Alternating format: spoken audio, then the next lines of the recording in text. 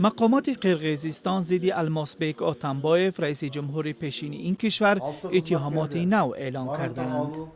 نماینده دادستان کل قرقیزستان امروز در یک نشست مطبوعاتی در بیشکک گفت اتامبویف به استفاده از خشونت علیه نمایندگان مقامات، تشکیل ناآرامی‌ها و سوءقصد به کشتار متهم است.